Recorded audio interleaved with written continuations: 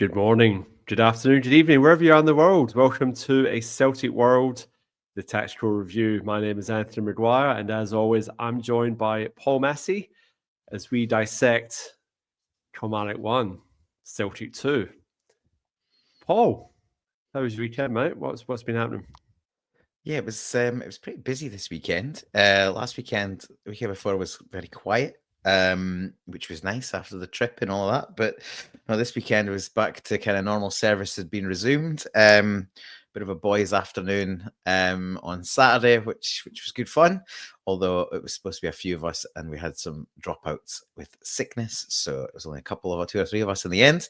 But that's okay. So some stories were exchanged and some drinks were imbibed, and then so that was Saturday, which was good crack. Tried to take in a bit of the Forest Arsenal game, but we'd been on it for quite a while by then, so we kind of lost. It was a crap game. We lost interest in it by about half time, so we went for a kebab and went home. It had been about an 8 or 9 hour session by that point, so that was more than enough, I think. So that was Saturday, and then Sunday.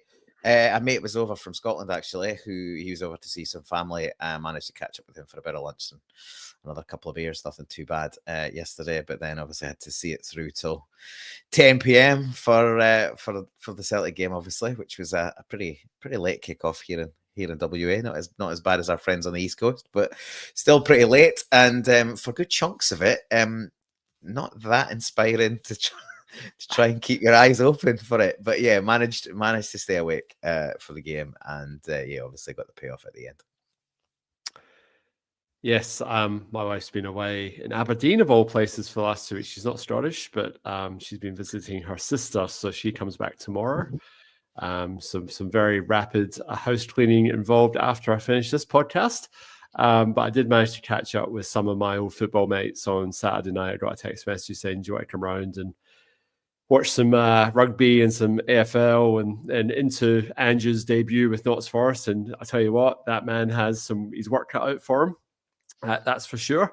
So I sunk some beers with some lads I hadn't seen in a long time, and one telling me that Pep Guardiola is a fraud, and Man City are a busted flush. Needless to say, he's a Man United supporter, and yes, he was a bit sheepish this morning. But otherwise, pretty quiet weekend. But yes, it'll be nice to have the missus back. Me and the cats have been missing her.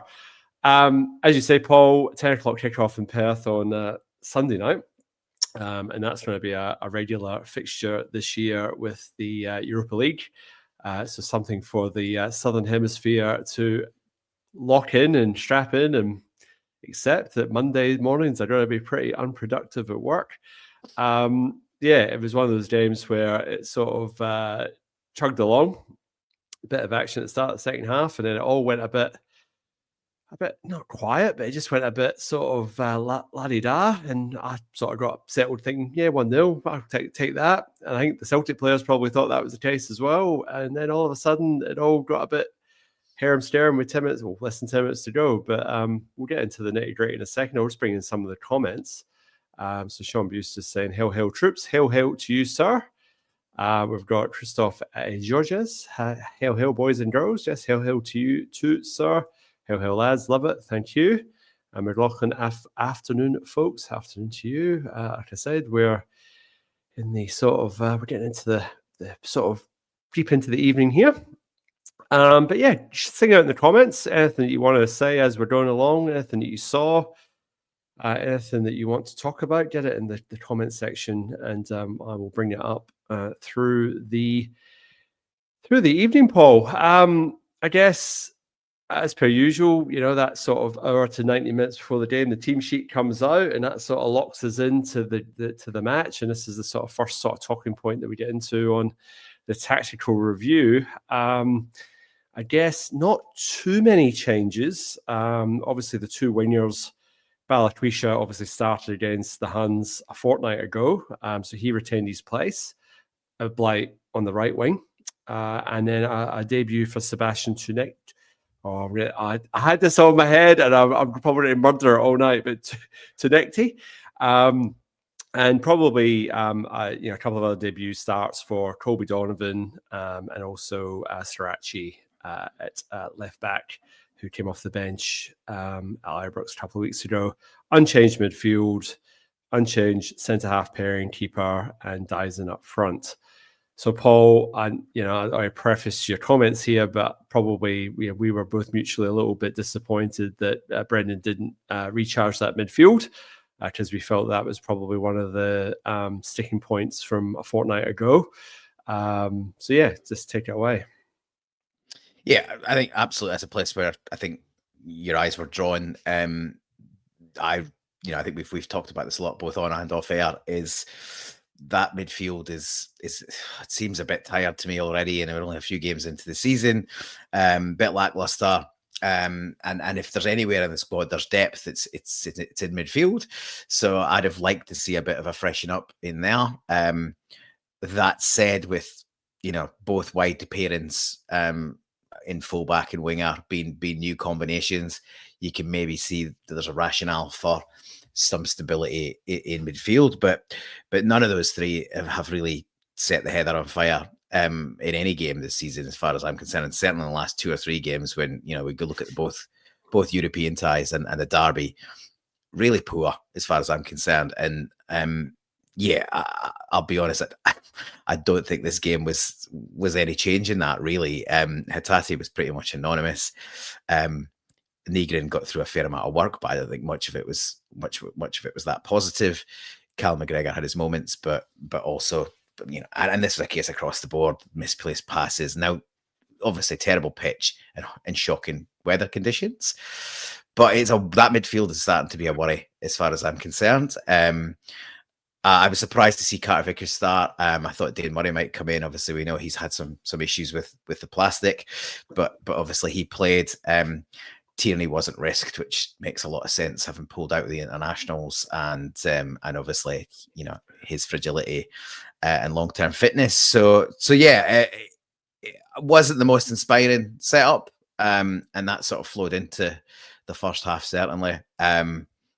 But yeah, I think it's important to say from the outset that there's a lot of change, especially down the wide areas, and I think if you look at down the years, any win at Kilmarnock away is, you sort of take that and get back up the road. So, given where we've been, and all the sort of, I guess, internal and external noise, it's a good result.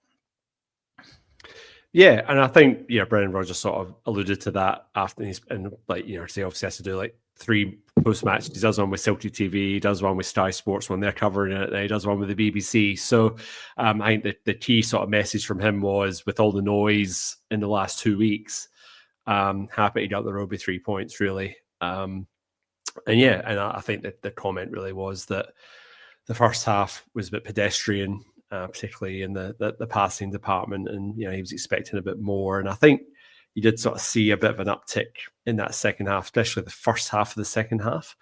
And then it's sort of just, we sort of, but obviously it was wasteful in front of goal. We didn't really create that many chances, but just a little bit sort of seeing the game out. And then all of a sudden, Kilmarnock managed to set a couple of corners, and we were all in all sorts of pressure. And by that point, I think they had 9 giants on the field, so they definitely posed a threat from set pieces, which you don't have to be Gordon Strachan and his iPad to know that that's probably one of their sort of tactical strengths.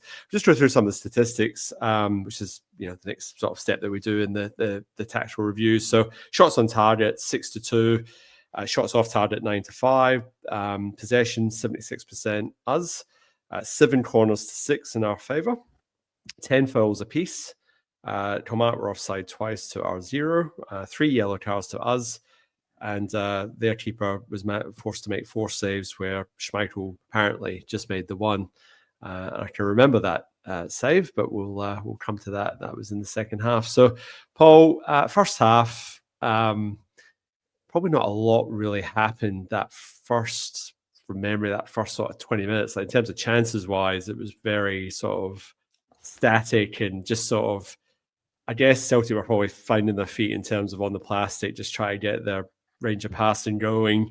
I kind of felt that, as much as the pace of the passing wasn't great, I kind of felt that everyone was probably, in a lot of cases, the passes were sort of half a yard behind the player. Like it just they're little things, but they just sort of kill your momentum because just everything was just sort of played slightly behind, or it just needed to be a yard in front of the player, and it just sort of all of a sudden it speeds everything up. But I kind of felt we were playing a little bit safe, just a little bit, within ourselves. And is there anything that sort of really caught your eye early doors before we sort of talked about, Carter Vickers had a couple of chances. Tunecki, obviously we're going to have to discuss him because, as far as debuts go for Celtic, that's got to be up there. But really, there wasn't a lot to really sort of get out of that first half. It was kind of like, here we go again. And I'll preface that because obviously we're playing on a plastic pitch. We all know it's turgid to watch. It must be murder to play on.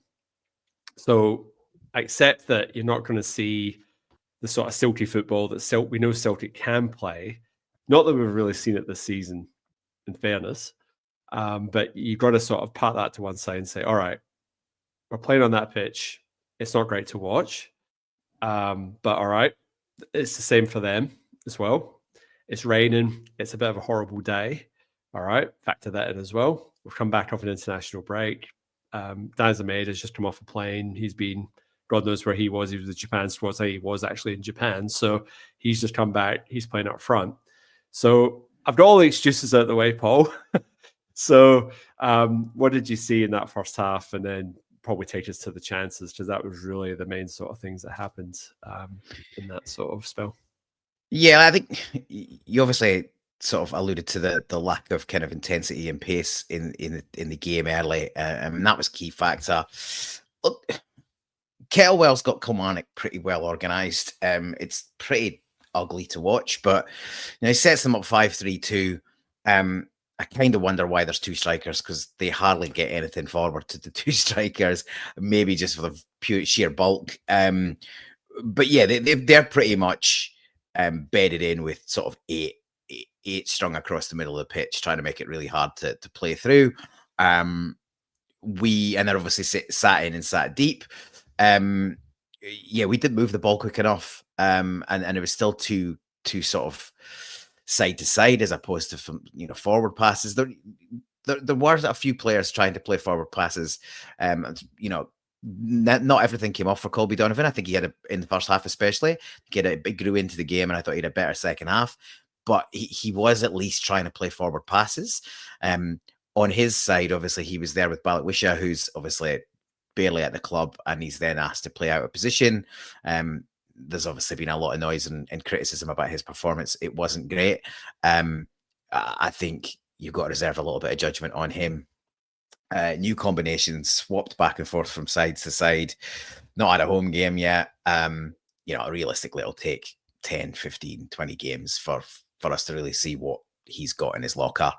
So I'm not going to rush to judgment on him, but if you compare his performance to Tunecki's, it's kind of night and day. Tunecki was very happy to get on the front foot, looking to isolate his man inside and outside. The fullback looked like he was, he's had a torrid time, whereas Balak-Wisha was, very reluctant to take his man on and isolate him 1-to-1. He didn't even look to link with Donovan in terms of 1-2s and getting, one of them overlapping and underlapping. There was none of that really going on. When the ball went down that side, it sort of slowed the game down. He looked to stop and come back.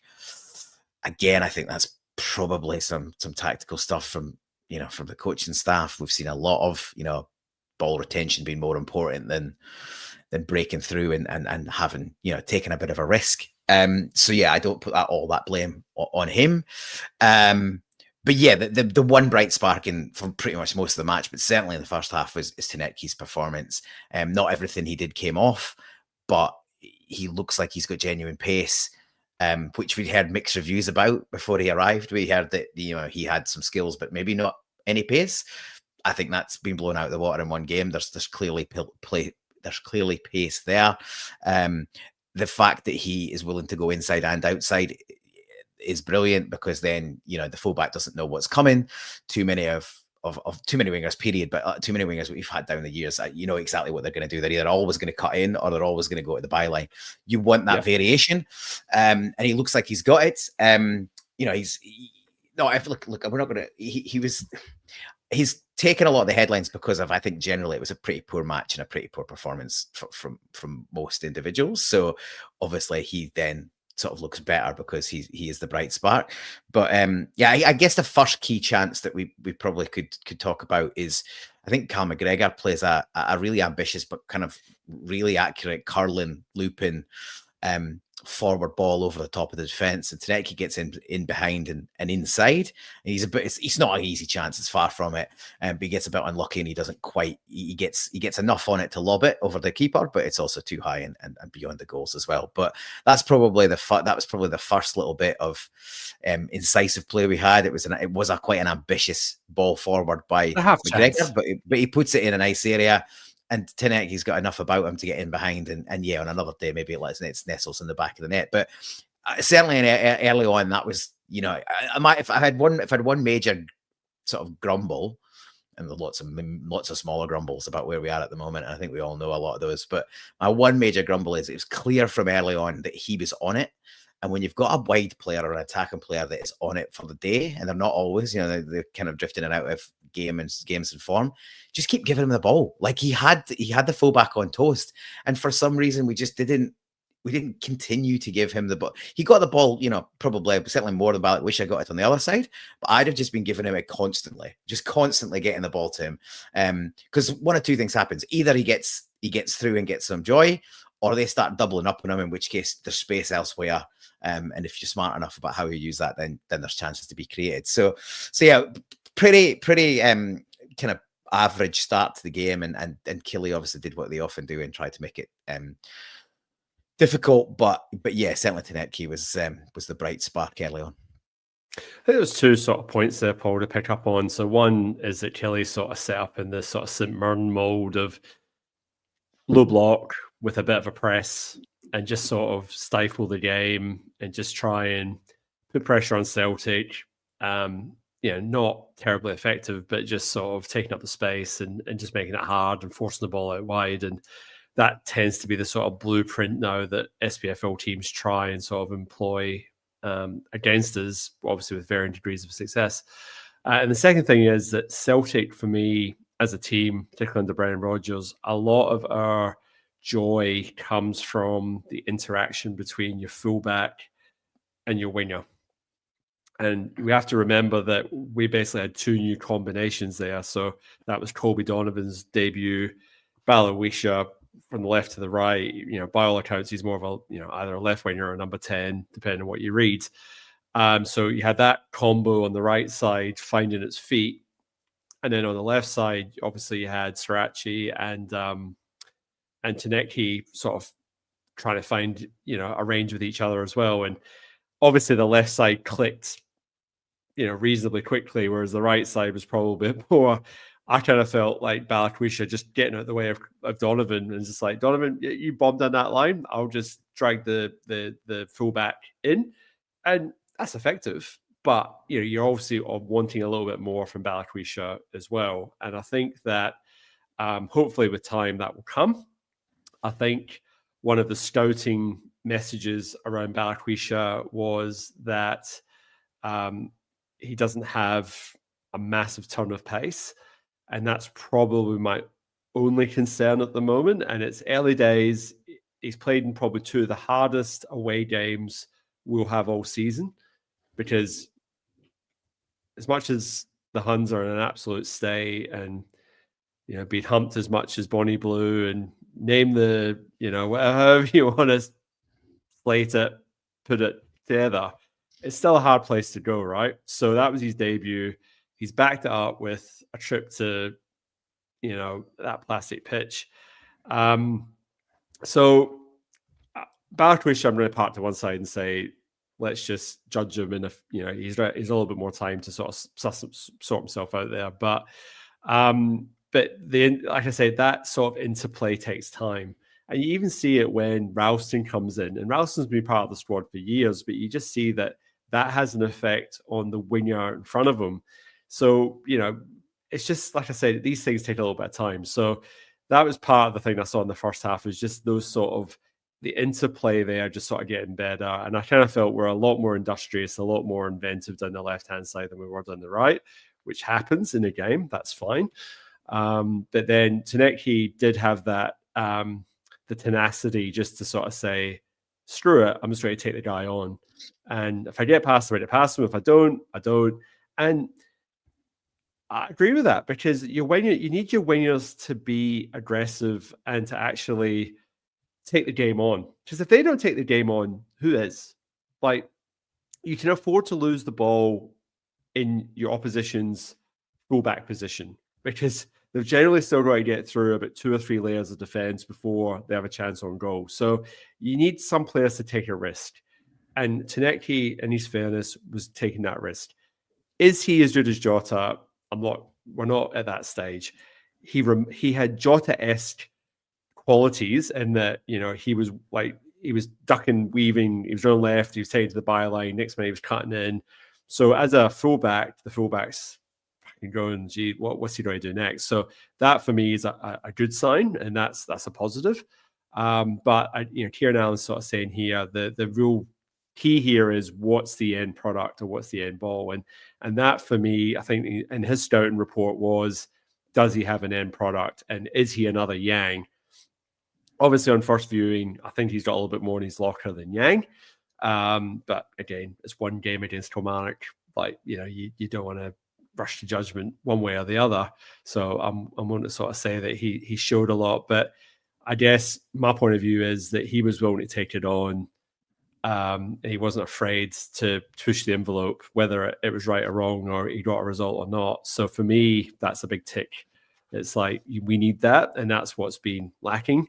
And I think you said in the comments, Paul, sorry, not the comments, in our group chat, is that, imagine if he was available for the 2 Kyrat games. You start doing that what if scenario, which is it's a real shame. But obviously we got him in the end. So a lot to like there. And I echo your comments, Paul. Colby Donovan had a very good game. Debut. I didn't really think he put too much of a foot wrong. There was one incident in the second half where he got caught under the ball that led to the corner, which ended up leading to the goal. But not leading to it led to the goal, but it was the one where Schmeichel came out and made the save. But apart from that, I thought he had a very solid game, and ultimately he was instrumental in getting us our penalty at the end. So a solid debut from him, and putting pressure on Anthony Ralston, because when AJ gets fit again and Ralston gets fit again, you've got, all of a sudden you've got 3 players for right back, but we've probably got James Forrest for right winger, maybe not. So there's just still a few imbalances in the team that we just need to probably address. But Paul, just to round out that first half, I've been rambling there. So Cameron Carter-Vickers, he probably had 2 of the better chances, if not the best chances of the first half. He had one he sort of didn't know too much about. It sort of kind of flicked off him in the 6-yard box from a set piece, and on another day might have eluded the keeper, but they managed to sort of block that. And then he obviously, emboldened from his wonder strike last season, he decided to pick the ball up on the outside of the area and have another crack. And it was a really good strike, actually. He hit it well. It was arrowing towards the corner. But the keeper got down well and turned it away for a corner. But and that was probably about as close as we got in that first half. But when you're look, 2 sides to this. One, I'm pleased to see him or anyone else have a pot shot from outside the box, because we far too often try to walk it into the net with not much of a positive outcome. I'd rather be, you don't want to just be hitting shots willy-nilly all the time, but I think there's opportunities to create, and Negrin had one in the second half from just inside the box, which he should have done better on as well. It was sort of semi-blocked and the keeper saved it, or sort of somebody got a head on it and it sort of turned over the bar. I just feel, I don't feel like we take enough shots in and around the box. We sort of still have that view that we're trying to walk it in. we've managed to cover quite a lot of ground, but there was actually not that much to get excited about in the first half. And as you say, Karma FC saying here the first half handball was a penalty. No one's talking about it. That was the one with Tanecki cut in, and he came across, and that one. I've kind of felt like the guy's arm was down by his side. It's really tight against his side. I don't like. The handball rule is an absolute mess. So I'll hold my hands. And we will talk about the penalty. I promise. We'll get there. I'm still not completely sure about a lot of what goes on with the handball rule, but I don't think that's a penalty. I think it's that'd be very harsh. His arm's completely by his side, and he's trying to take it out of the way. He's not making his silhouette bigger. I don't think he's stopping a goal scoring opportunity. So I'm pretty comfortable with the early one not being a penalty. But yeah, obviously we got a penalty in the end, which we'll touch on later in the show as we sort of move through the match chronologically. But yeah, half time you're sort of thinking it's a bit huffing and puffing and pretty hard work, like I said. And I think should probably say Kieran Allen is asking, are we both in Perth, Australia? Yes, we are. Well, I was waiting for you to stop talking, trying to bring that up, but yes, we are in the as somebody said here, we're in the most isolated city in the world, middle of nowhere. So yes, we are Perth, WA, Western Australia. So yes, but yeah. In keeping with, I guess the kind of theme of the channel is that we're called the Celtic World because we've got Celtic fans all over the world, and most of our contributors are spread around the globe outside of. There's one or two in Scotland, but the majority are. We've been cast to the wind. Yes. So the other thing I would say is the other thing that happened in the first half was obviously the protests by the Celtic fans. So it's a 12-minute walk-in to indicate that we are the 12th men. So it probably took, I think, about till the 20th minute until everybody was in their seats and in full song. But yeah, it was good because it was quite vocal from then on in. So proving the point that Celtic fans cannot be ignored by the board. And there's some really good shots. And I wish I'd managed to get the snippets of the video, but there's a shot of the board all staring at the Celtic fans all walking in. So I noticed them, and it's going to take more than just one walk-in. It's going to take a concerted effort to really rattle their cages. I was discussing it last week on the main Celtic Celtic World show, and I'm sure you were talking about it on Thursday night, Paul, as well. So we've been discussing that sort of in other podcasts. But as much as it's obviously everything that's happening off the field, or from the supporters' point of view, we are trying to focus more on the match itself, because I say there's plenty of other podcasts and within the Celtic World umbrella and elsewhere that are covering that. So I think Calm FC is just saying, the handball rule is a mess and there's no consistency. Well, strap yourself in because there's plenty more in the second half. Paul, I must admit, I was lying in my bed. It was nearly 11 o'clock and I'm going, really could do a bit of action in the second half, because apart from Cameron Carter-Vickers' sort of long-range effort, it was kind of pretty tame. You kind of felt that things were going a certain way, but I did notice a bit of an uptick start of the second half. I did feel that we were just playing that pass a little bit more forwards. We were taking the risk, taking the chance, getting the ball out wide just a little bit quicker, and all of a sudden it just felt that something seemed to happen a little bit quicker, and we started creating chances, and it was obviously take up the goal. It was our new left back that got us the chance, and it was a fantastic finish. I mean, that's a really good goal. And I've listened to, I was on Celtic TV last night, and I've seen the highlights of Sky Sports, and I was listening to BBC earlier, and it's a wonderful finish from Daizen Maeda, and the celebration afterwards just sort of says that, hey, all right, I thought I was going. It's not happened. I'm still here.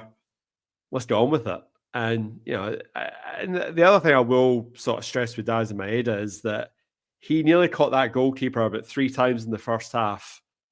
I don't know what that goalkeeper was doing, but like, my goodness, he has the biggest wind up for a clearance you've ever seen. Like, there was one where it was like he was about a millisecond away from Daizen just sort of getting the ball, and it almost gave me a bit of Kyogo, because up until that point, Maeda hadn't really been in the game so much, but he just popped up with a fantastic finish, a fantastic goal, and diving header, like, just basically runs in front of the defender, like makes up 5 yards in no time. It's a great delivery in.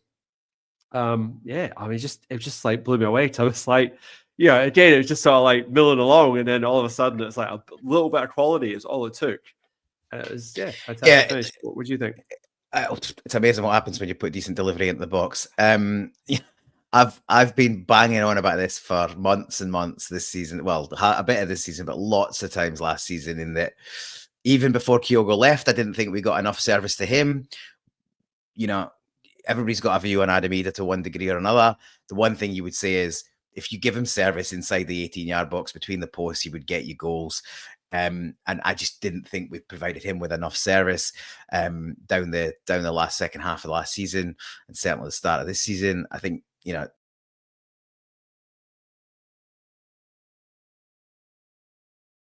shit. Paul's just dropped out, guys. So wait for him to come back in. So while I'm waiting for him to rejoin the podcast, I will just bring in some comments. So Celt88 saying here, they're from Perth, Australia. Don't let them kid you. Yes, well, actually, not quite. We are in Australia. You can't tell the Aussie accent and the odd colloquialism that we get away with. And then somebody saying here, Gabby Boy saying, I'm sure I saw a kangaroo in Perth. St. Johnson. Yeah, I'm not so sure about that. So anyway, and he's just saying here, I couldn't live in Australia with all the spiders and snakes, well, animals. Yeah, don't mention the sharks either. Paul's coming back in, so just bear with me just a second. Did you not pay your internet bill this month, Paul? What happened there? They just decided to kick my camera out, so that was. Oh, okay. Apologies. I said, like, no, you're right. You're good. Do you want to use your camera and microphone while you're on the site? I absolutely do. It's kind of crucial. So apologies, folks, for that. I was mid-flight about bringing some of the comments in, so you're fine. You're good. About decent service into the box. But yeah, no, we've suffered with that, and I think what I was just about to say was, sometimes I think some of the issue down the last few months has been team selection. So somebody like James Forrest, who's probably one of the most direct and best at getting crosses into the box, him being on the pitch hasn't necessarily coincided with somebody who would relish good delivery into the danger area like Adam Maeda. They very rarely played at the same time. They always sort of be ships crossing in the night. It was fantastic delivery by Sriracha. Absolutely brilliant. And then, Maeda makes a great run across his man and just enough of a glance to take it into the corner. And I think that lifts a bit of relief at that point. Tails are up. As you say, we start to like play on the front foot a bit more forward passing. And you just didn't carve out a lot of really clear-cut chances from there, but just started to have more of the ball in dangerous areas. And you thought, well, probably going to need another one. I certainly thought that. I thought, to your earlier point, you thought, oh, well, we might just get out of this 1-0. But as the game went on, I thought we're probably going to need two just to make this safe. And yeah, hate being right, but that's exactly what happens. But yeah, I just think good quality delivery. The first thing I was concerned about was, Maeda's got beyond his man and it's a diving header. I was like, is he onside? And then you get the second view, Balak, which is obviously miles off, but he's not involved. But yeah, their defenders are sitting extremely deep, which I think, just daft. And so he's miles onside, and there's nobody gone with him. And yeah, great finish, great delivery, great finish, great goal. But yeah, a really animated celebration by Daizen Maeda, which you don't always see from him. Like, we've seen it a few times where he gets properly excited and he's up and he's in the crowd and stuff. But that's not that often. And I guess the other thing to say is, and a lot of us had concerns, and we thought it was a bit weird that neither Shinya Maeda or Johnny Kenny were on the bench, because it's not that often that Maeda comes back from the long haul international trip and he's firing, he's usually looking pretty tired and not really putting his best performances in when he comes back from those trips. Unsurprisingly, like, it's a long way to come, and you've been, playing games in midweek and all the other bits and pieces. So yeah, for him to be the sort of the change maker, if you like, and then to react as he did, and it makes total sense given obviously what had come out in the press, and ultimately, he'd driven that. Like, he'd talked to the Japanese press and basically been very honest. And then, yeah, the fan base is thinking, oh my God, like, that's yet another debacle that we're dealing with from a boardroom point of view. So yeah, really pleased for him. I agree with you, and I think I was quite vocal on Thursday's show to say I think he'd put that disappointment to one side, and I thought he'd have the kind of sort of work ethic that he'd get back into and just knuckle down and start producing performances. And again, yeah, he certainly looked like he wanted to be there. Paul spent all his Wi-Fi money on tickets for musical gigs. Yeah, I believe that. That's fair. And it's small African nations with GDP that Paul spends on his musical adventures. So yeah, that's fair. And then Michael Meachin here saying that I thought the support was outstanding yesterday. Yeah, I agree with that. I sort of had that filter through. I was watching it on Celtic TV. And then where's this other one? That's made me laugh as well.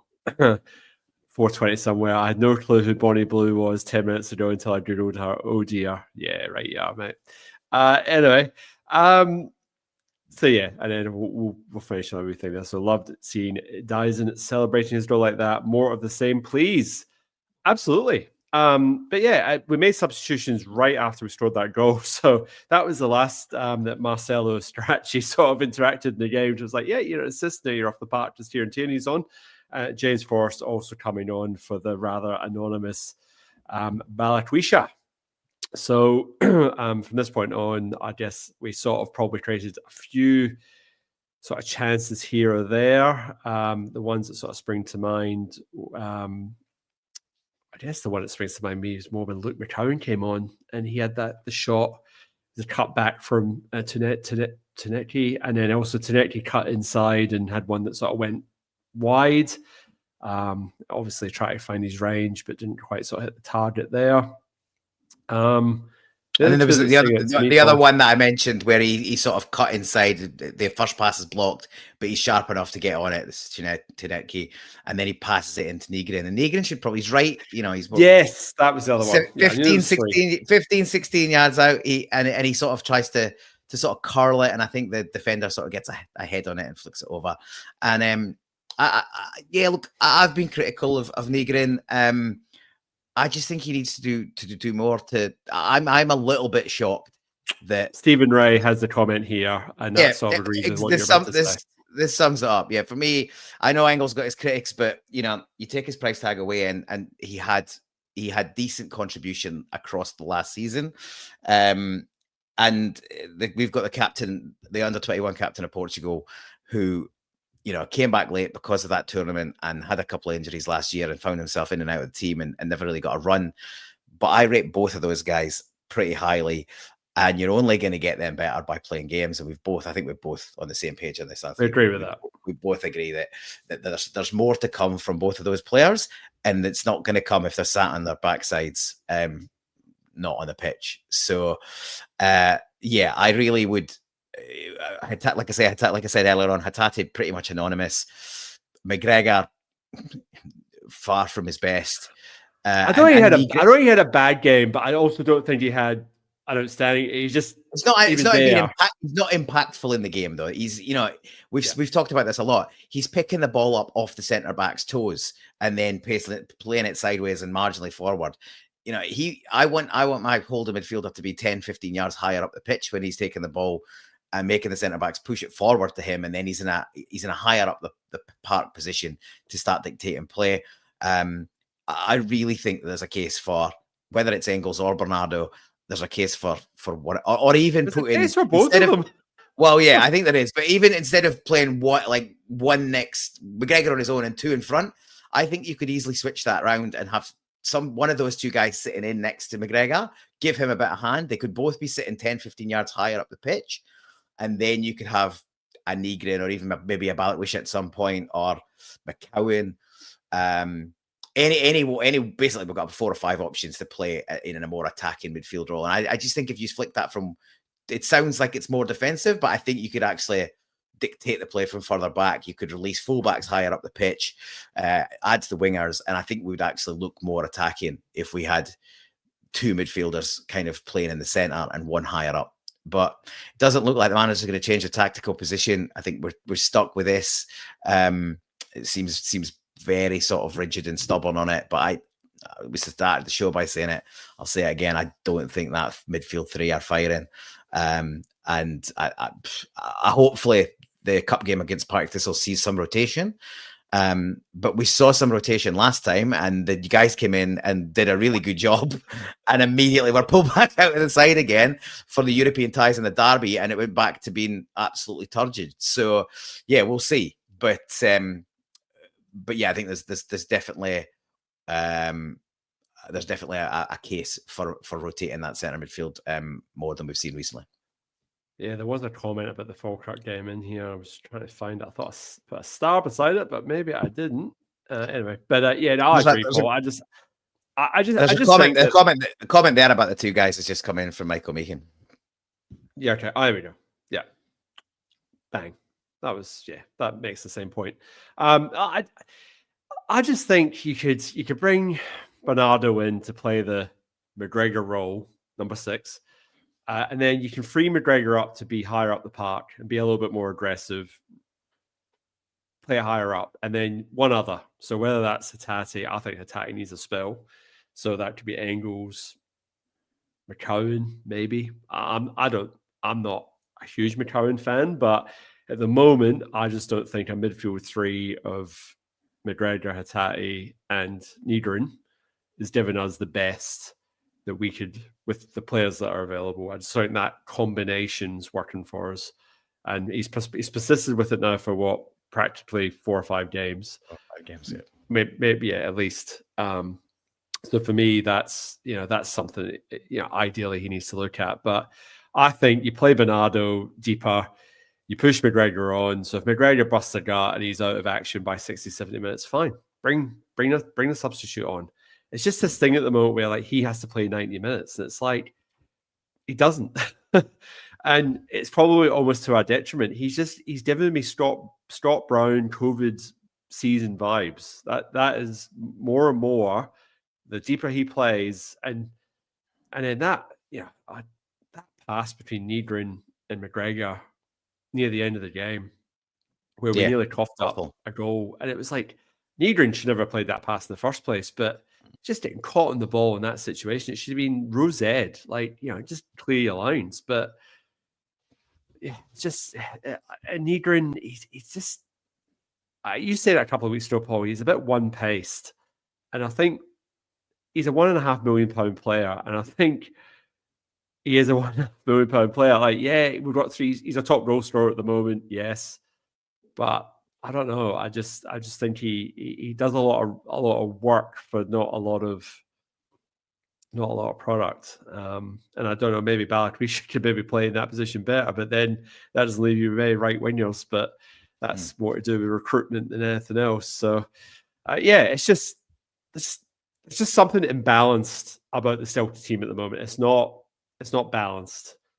And for me, that is something that I feel that it's on the manager to try and sort that out. And if he can sort that out, we'll click a gear and then we'll be off and running.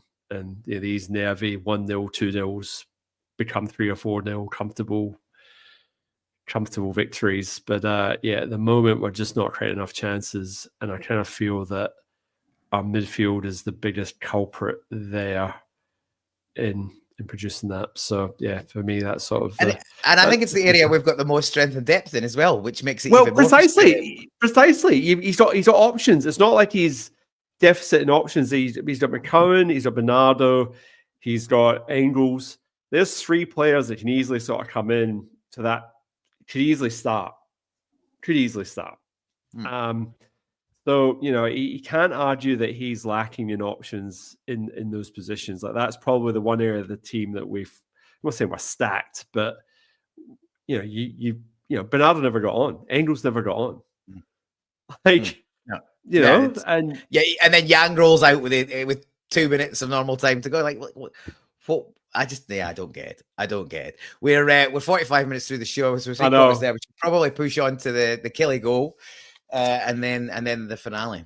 Look, I mean, I think in fairness to Daizen Maeda, it was a fantastic header, but fair play to the Chile boy. That was a great header as well. I mean, admittedly, it was a free header, but he still had to bury it, and he did. So great goal by David Watson. I like I say, Tanecki guilty of checking his run and not running with the runner. Sort of Stales that's caught a little bit, but then it's not his man. But then you sort of say, why is Tanecki marking one of their players to begin with? And then the other thing I'll say is it's 4 yards out, it's out swinging, but for me, that's a keeper's ball. I'm straight to say it. I think Schmeichel should be coming for that. Yeah, well, I think a couple of comments. I agree with pretty much all you've said. I've got a major issue with us how cheaply we gave away set pieces when they brought Greg Keelty on for a set piece. It was pretty obvious that that's what happened. He's brought him on, fresh legs, but also because he's got quality set piece. From the very first delivery, you were like, we could be in trouble here if we keep giving away set pieces, and then we give away cheap corners. We were giving away cheap fouls. At one point after the equalizer, I thought there's only one team looking like they might win this game, and it's not us. If we keep giving away set pieces, we'll drop another one, because that's, again, we've talked about this a lot on this show and our variation where we've on our previous home is the how poor we are at defending set pieces, and this is another example of it. Tanecki drops his man, but should he be the guy who's asked to do it? And I've got more of an issue with Scales. It probably won't surprise you to hear, but he's the ball winning centre back when the ball is in the air. And yes, it's not his man, but it's right in his area. To me, he's got to time his jump better, and it doesn't matter whether it's his man or not. It's his area, and he should be dominating that and being the first man to put his. Basically, when a cross ball comes into our box, Scales is the man who attacks it from a defensive point of view. So he should be winning that ball, and it should be away and clear. I've got some issues with Schmeichel. Not only does he not come, he's also halfway down by the time it shoots past him. So it's basically straight at him. Now, it's powerful header from a few yards out, so I'm not going to argue too much that he should have saved it, but it is right at him, and he's sort of falling and bending over. And I would also follow that up with there was the corner immediately after that as well. We never came for that one either. And you think after the results of them scoring in your 6 yard box that he'd maybe come for it, and he didn't. And he didn't come for the one after that either. And I was like, you're taking a bit of a chance here, mate. I've had a lot of commanding your 6 yard box. I mean, I've had a lot of grief for saying this, and I said it on the main show, and I've said it on the review shows as well. Is most keepers these days don't come. They don't come for anything. They're happy to let the centre back go, and they're shot stoppers more than anything, and bloody outfield footballers. That seems to be more important. But I'm pretty old school. I'd quite like my goalkeeper to come and take a cross, and if they're not going to catch it, at least come barreling through, clean it out, punch it clear, and take anyone as collateral damage on the way through. Because you're the only one that's allowed to use your hands. Get on with it. Attack the ball. I agree with you that I see some comments starting to come through about Sinisalo. I was critical of him not starting in the cup final. I think he was the form player. I think picking Schmeichel was a loyalty thing, and it was a bit sentimental. And ultimately, I think it cost us the cup final, not on its own, but I think it was a key factor. And I'm not necessarily calling for him to be dropped, but I'm certainly hoping to see Sinisalo play the cup match, and see him as a regular cup keeper. And I think what we've seen of him when Schmeichel was injured, that he didn't really make a mistake or have any key faults. So I think he's I think he could be a little hard done by that he's not having I'll say, more game time. Schmeichel did do well for the double save He did. when the ball did come over. So he managed to make the initial save. He's come out well there. He's got the foot out for the block. I thought it was Callum McGregor, but it actually was Schmeichel who got the block on that again. So, so in fairness there, he did do well in that situation. Paul, we're 10 minutes to go. I don't know how this has happened, because it was a rather dull game for large portions. And here we are, 50 minutes, we haven't finished talking about it yet, but here we are. But we've had some. I think we've had some good fair amount of contribution from the comments, which is great. Yes, which is good. And we've had a dig in. So just to sort of fast forward to near the end of the game, there was one point there where Killy were looking like the team that were going to get the winner. Couple more corners, a couple more half chances, just sort of like, we managed to clear our lines, and, we sort of settled eventually, but we sort of almost shot ourselves in the foot, particularly, like I said, that Negron pass. There was a couple more corners. We gave away a corner here or there. And then, obviously, we're into injury time, and you're thinking, surely not. Surely we're not going to, somehow conjure up something, because, for large portions of the game, we've been, rather pedestrian and not really sort of created clear-cut chances. And let's just get the elephant in the room. There's a penalty. Colby Donovan does really well. Just basically shoves his man out of the way. I mean, it happened to him at the opposite end, like the guy who's a basketball player. I don't know his name, but far out. Like, he's about fucking 7 foot tall. He's just shoved Colby Donovan out of the way. I went, how's that not a free kick? Anyway, play carried on. So he's gone down the line. He's just basically shoved the fullback out of the way. He's managed to get a cut back in. And James Forrest has sort of tried to have a wee shot at goal. And he is going absolutely mental, saying, it's hit his hand, it's hit his arm. Like, come on, ref, have a look. And at that point, Beaton's not really sort of really that sort of thing about it. And then it's like, VAR's checking. And I went, here we go. I felt at this point the ball was going towards the goals, and you might have a slightly different opinion than me, but I have a feeling that the ball was heading goalward. It's deflected off the Tilly defender. The other Tilly defender's his arm up and out, hit him in the arm. So the rule, I'll read it out to you just because I text this to the group chat today. So I'll just quickly read this just so we're all on the same page. And it's just basically talking about a ricochet essentially at close range can mitigate. So there's essentially his can mitigate the likelihood of a handball being called, but it doesn't automatically cancel it out. Here's how it's interpreted. So the one that we're interested in is arm position matters. Even on a ricochet, if the arm is away from the body and makes the silhouette unnaturally big, it can be deemed a handball. And for me, using that interpretation with the ball being goalward is enough for me to say, yes, that's a penalty, and I had no problems with it being issued. I'm not expecting Beaton to pick that up in real time, but VAR's got involved. They've had a look at it and went, well, actually, you need to have a look at this. He's had a look at it and went, yeah, it's a penalty. Is the Kilmarnock guy hard done by because it's deflection? Yes, it's tough, it's rough, but if his arm's by his side and it hits him in the arm, then I'd have no problems with that whatsoever. Like, what's he to do? He can't get his arm out of the way, but his arm is out here somewhere. Yeah, it's a penalty. And I'm not saying that because I'm a Celtic supporter.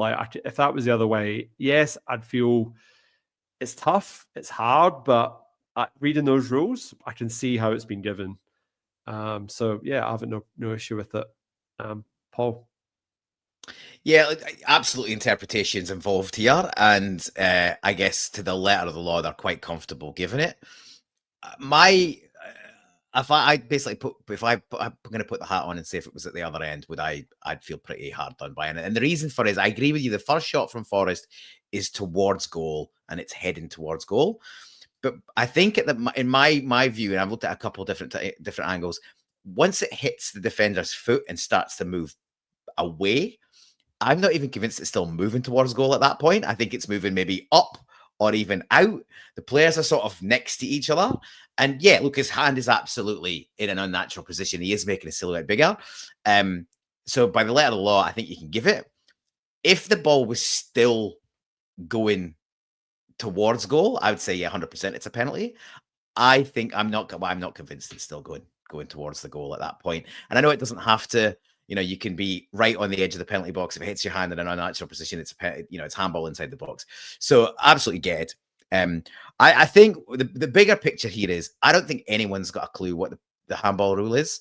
We've got Callum McGregor scoring earlier in the season with his hand at his side, and it's deflected. That's the one for me. Yeah, it's deflected onto his arm from an opposition player. It's deflected it onto his arm. He hasn't moved his arm and made his silhouette bigger, and it's dropped at his feet and he smashed it in the net, and that is a handball because apparently got an advantage even. So it seems like the rules, the handball rules seem to change depending on if you're the attacking player or the defending player, which in and of itself I think is kind of nonsense.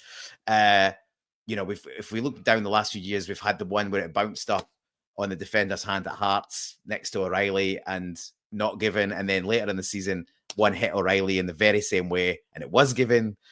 Just the last few years since VAR's come in, to be honest, I think the handball rule seems to have changed every year. I don't think anyone, officials, players, fans, definitely commentators and pundits, don't have a clue what the rules are. And I think we need to get back to some sort of sensible common sense application that the laws of handball become something that everybody can understand, and very quickly you see an incident, you go, well, it is a penalty or it isn't. Whereas at the moment I think we're all in a huge debate as to whether an incident is a penalty or it isn't, and a lot of time I think we're none the wiser, or there doesn't seem to be consistency from one week to the next. So happy to take it. There's no way I expected John Beaton to be giving us a penalty like that in that circumstances, but we'll absolutely take it. And yeah, I guess by the current letters of the law, it's a penalty. But I'd have been reasonably grumpy if it had gone the other way. Does Iheanacho have the biggest bollocks in Glasgow? Clearly, at that penalty. And it was quite funny because when he walked off the park after the game, the kit man actually kissed him on the forehead. And I don't know if that was because he scored the penalty, which, by the way, was a well-taken penalty, or the fact that it was an apology for missing the extra A off the back of his name, on the back of his shirt. That's embarrassing. It is. But, yeah, I mean, he asked to take it. And I think, obviously, on the back of the penalty debacle in Kazakhstan, where we didn't exactly cover ourselves in too much glory there. You saw McGregor standing there standing there surely he's not going to hit it because McGregor's 50-50 with penalties. But he's like, no. To be fair, his penalty on Almaty was a beauty. Yeah. No, fair. That's fair. But he has missed some in the past.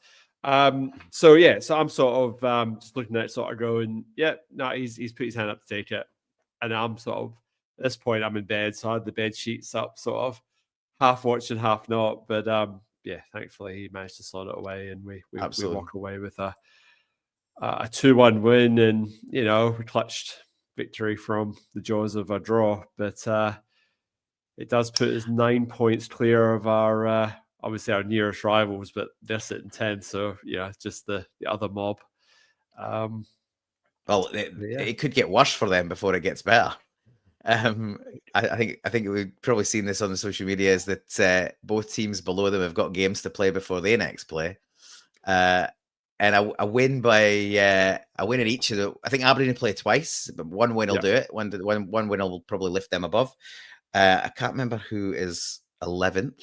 But I think Dundee maybe, and they've got a match against maybe Livingston, and if they win that, then they will leapfrog our city rivals, if they are rivals these days. So there's a good opportunity there's a possible opportunity that they end up bottom of the league before the next play, which would be rather amusing. And I've also I saw a couple of good memes where it was showing a picture of the table and it said it's a real shame to see a giant of the game so lowly in the table, but I'm sure Aberdeen will come back soon. Oh, it's a game master. It was. It was Dominic Diamond. Yeah, it was very good work from him. But cracking penalty. I'm not a fan, and I think we've all The talked stagger about this, start. Yeah. I don't like the stutter run up, but yeah, absolutely executed it perfectly, and yeah, big cojones to do that. That, not dissimilar to Daizen Maeda when he stepped up and did it, like when he was on his loan spell short. Yeah, absolutely. So, but yeah, no, we'll take it. It's one of those, 3 points up the road, and hope that the performances get better over the next few weeks. Yep. My dad sums it up pretty well. 3 points after everything's happened the last couple of weeks. Take it any day. Yep, I think you would. So yeah, no, it's yeah, like I said, I think the games the games there are never right. So it's literally just snatch and grab. And we literally did that. So that is that. At this point, we normally nominate our man of the match before we start drifting into what we've been watching or listening to, or any other recommendations that we have, just to sort of wind up the show. So, Paul, I will give you the honours of going first. So, who is your Celtic World Man of the Match? I think we'll be unanimous this week. Sebastian Tenetke. Yeah, he the only obviously the wee shine off him was obviously letting his man go for the goal. But I think apart from that, as far as debuts go, you can't really argue for much more than that. I think you could maybe make a case for Colby Donovan.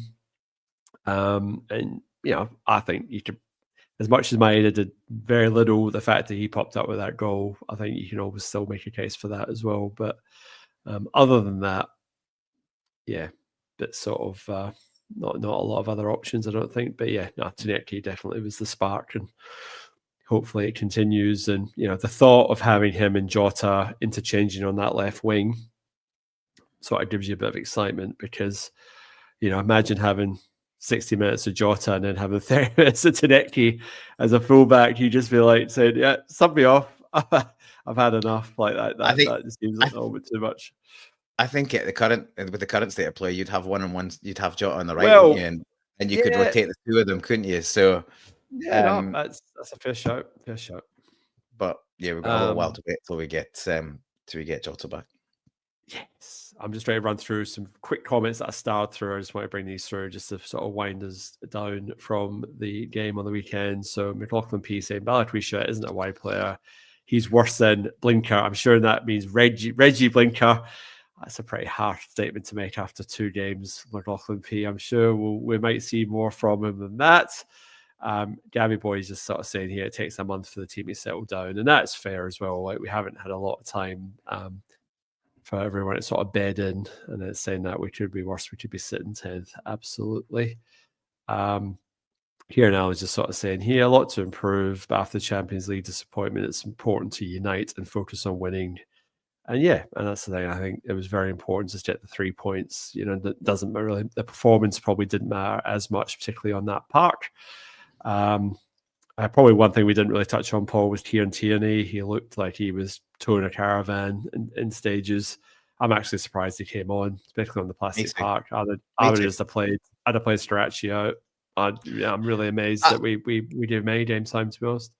I think it must just be that Strachey's not had a lot of game time over the last sort of few months, and probably didn't think he could do the distance, and Tierney was able to play for half an hour. But yeah, he started really well in the first couple of games when he first came back. But yeah, he's been probably more misses than hits since. But I think you've got to bear with him. He hasn't played a huge amount of football over the last few years. And it's really about balancing game time with confidence on fitness. And at least now we've got Strachey in the squad where, he's going to be a capable deputy, or he can step in when needed, which is what we've been looking for. So yeah, I think that takes a lot of the pressure off Kieran Tierney until he's at a position where he can play closer to 90 minutes more often. I guess the frustration with Strachey is we don't have an option to buy, so that's probably the little bit of a letdown there. But because we've played left back Lotto for the last 3 seasons. But anyway, McLaughlin P just saying here that McGregor's morphing into Peter Grant. As long as I don't have to listen to Callum McGregor on comms in about 20 years' time, that'll be all right. All-out attack midfield, so Cal, Edrin and McCowan. Don't know about that, but that's definitely one view. Michael Meachin just saying here, we don't need a central defensive midfielder in Scottish football. With a back four, we can bomb forward and really nullify that low block. Yeah, I definitely think that's where Bernardo I kind of felt just a little bit more dynamic.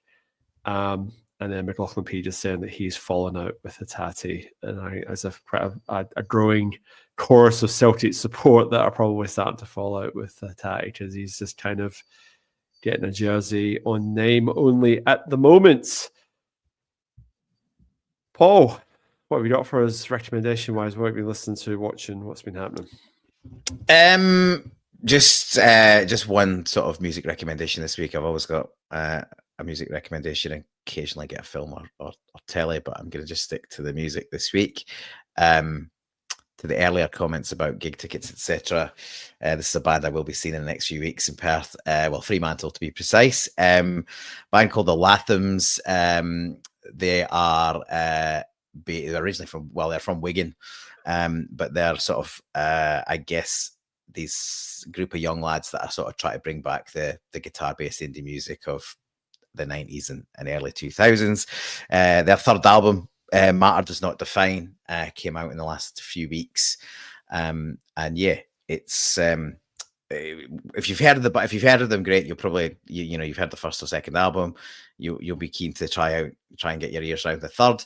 If you haven't heard any of the stuff, go all the way back to the early EPs and the debut album.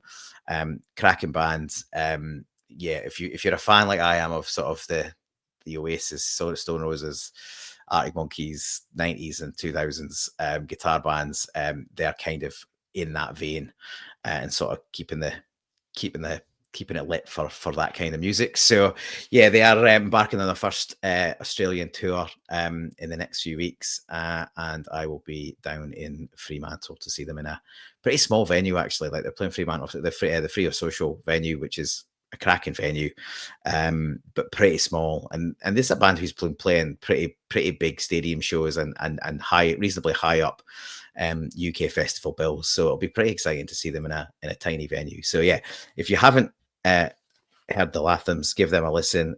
But the latest album, the third album, is Matter Does Not Define. Yeah, that's my recommendation of the week. It seems like the NIMBYs and Fremantle have been told to bugger off, and that the Fremantle Social will continue, which is important to have live music venues in your major city centres.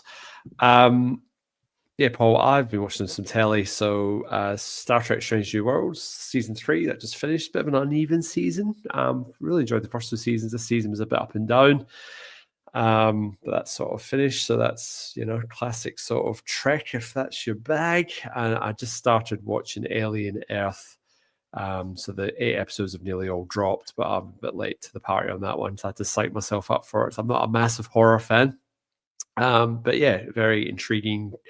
It's not really horror per se. There's obviously horror themes, but it's more about cyborgs versus sort of synthetic life forms and all these sorts of things. So it's all very, it's intriguing. Sort of makes you sort of think about what the future holds. So there's all basically corporations ruling the earth. So that's not too far from, what we're dealing with in real life at the moment. But anyway, enough about that. Is that a documentary? Well, fair point. We'll be back next week. We'll be dissecting the League Cup game between Partick Thistle and Celtic at Firhill. 10:30 kickoff in WA, Perth, Malaysia time, if you're in that neck of the woods. But so a nice late one for us, Paul. But we will soldier on, and we'll be back same time. So 1:30 p.m. Celtic Park time next Monday. As we look at that, I think, Paul, all that's left to say at the moment is hail, hail. Hail, hail.